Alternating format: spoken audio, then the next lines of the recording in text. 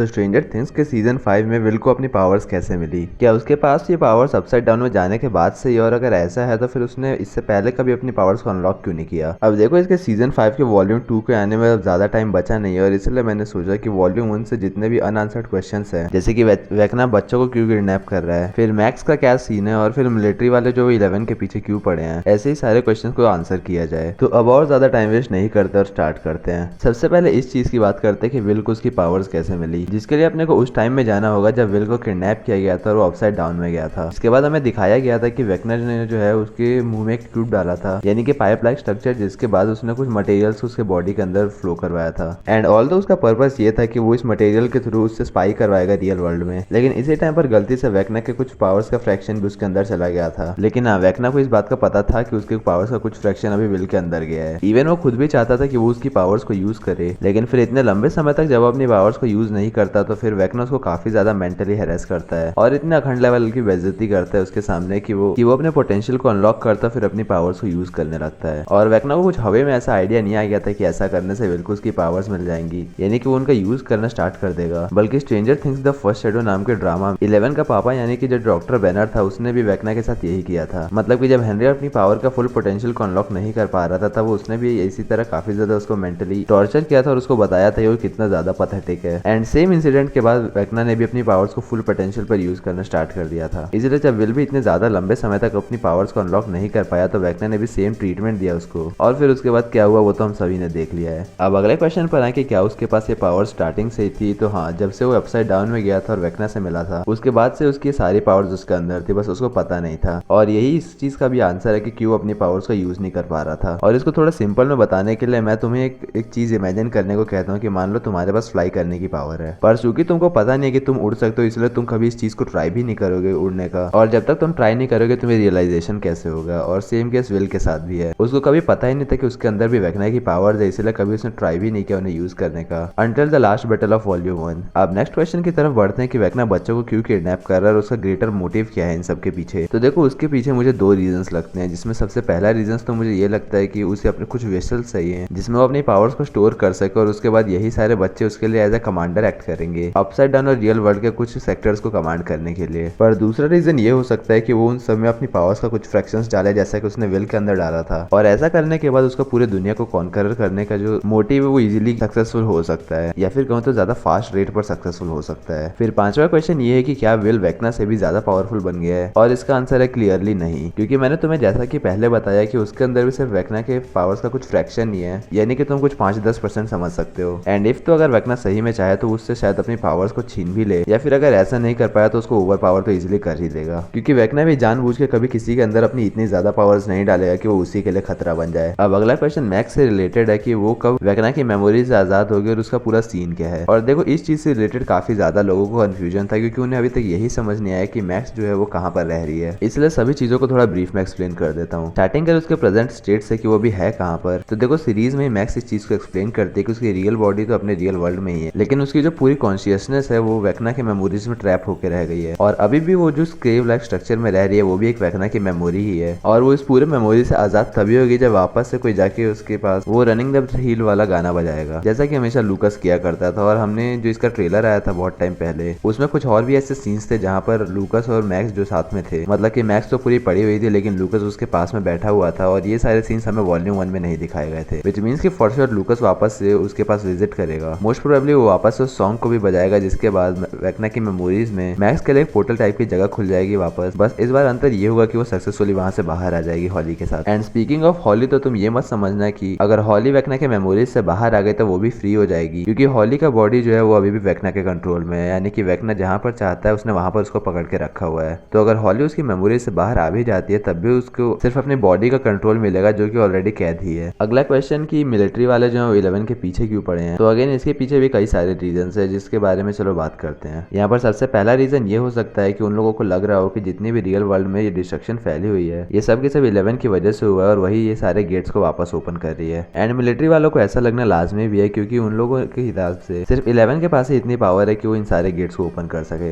As उन लोगों को वेकना के बारे में घंटा नहीं पता। और दूसरा रीजन यहाँ पर यह हो सकता है कि जो काली है यानी कि 008, उसने मिलिट्री वालों के दिमाग में ऐसा इल्यूजन पैदा किया है जिसकी वजह से वो 11 को एनिमी समझ रहे हैं। लेकिन हाँ, ये रीजन भी तभी सही होगा जब ये थोड़ी फाइनलाइज हो जाएगी कि काली भी विलन ही है। पर मुझे पहला वाले रीजन के सही होने के चांसेस ज्यादा लग रहे हैं। और ऐसा क्यों, इसके लिए मैं तुम्हें अगले क्वेश्चन का आंसर करता हूँ, यानी कि वेक्ना को रोकेगा कौन और उसे हराएगा कौन। और देखो इस चीज के अराउंड में भी एक थ्योरी बहुत ज्यादा वायरल हो रही है और पॉपुलर हो रही है, जिसे चलो मैं तुम्हें थोड़ा एक्सप्लेन करता हूँ। अब देखो तुम्हें सीजन 4 का वो वाला सीन याद होगा जहाँ पर लूकस अपने बास्केटबॉल कॉम्पिटिशन में था, लेकिन टीम के जो बाकी मेंबर्स थे यानी कि डस्टिन हो गया, फिर माइक हो गया और एरिका और एडी, ये सब डंजन्स एंड ड्रैगन खेल रहे थे, जहाँ पर इन्हें वेक्ना को हराने के लिए 20 पॉइंट्स चाहिए थे। और एरिका डाइस को रोल करके 20 पॉइंट्स ले भी आती है। और इसी से लोग इस चीज को रिलेट कर रहे हैं कि रियलिटी में भी इन लोगों को ऐसे पावरफुल मेंबर्स की जरूरत पड़ेगी जिनके नंबर को सम करके 20 बन सके। यानी कि पहले तो अपनी एल हो गई जिसका नंबर है 11, फिर दूसरी है काली यानी कि 008 और तीसरा नंबर यहाँ पर अपना विल होगा। और चूंकि उसको अपनी पावर्स डायरेक्टली वेक्ना से मिले जिसका नंबर था 001, इसलिए अगर तुम इन तीनों को जोड़ोगे तो 20 बन जाएगा। और इसीलिए लोग कह रहे हैं कि यही तीनों मिलकर वेक्ना को हराएंगे। लेकिन हाँ, ये वो सारे क्वेश्चन थे जो मुझे लग रहे थे कि लोगों को जिनका आंसर चाहिए। बाकी मुझसे कोई क्वेश्चन छूट गया हो तो तुम कमेंट कर देना, अगर कमेंट में ही हो सके तो मैं आंसर कर दूंगा, नहीं तो एक शॉर्ट वीडियो बना दूंगा उसके ऊपर। बाकी ये जानने के लिए कि वेक्ना उस केव में जाने से इतना डर क्यों रहा था और उसकी रियल ओरिजिन स्टोरी क्या है, मतलब कि हेनरी क्रील वेक्ना कैसे बना, उसके लिए तुम चैनल पर विजिट करके तीसरे या फिर चौथे नंबर पर जो वीडियो उसको देख सकते हो। नेक्स्ट वीडियो के लिए कोई टॉपिक होगा तो उसे भी कमेंट कर देना, या फिर तुम्हारे पास ऐसे क्वेश्चंस के कोई अलग आंसर हो तो तुम उसे भी कमेंट में बता सकते हो। ये वीडियो अच्छी लगी होगी तो वीडियो को लाइक और चैनल को सब्सक्राइब भी कर देना। बाकी एज ऑलवेज मैं मिलता हूँ अगले वीडियो में, बाय।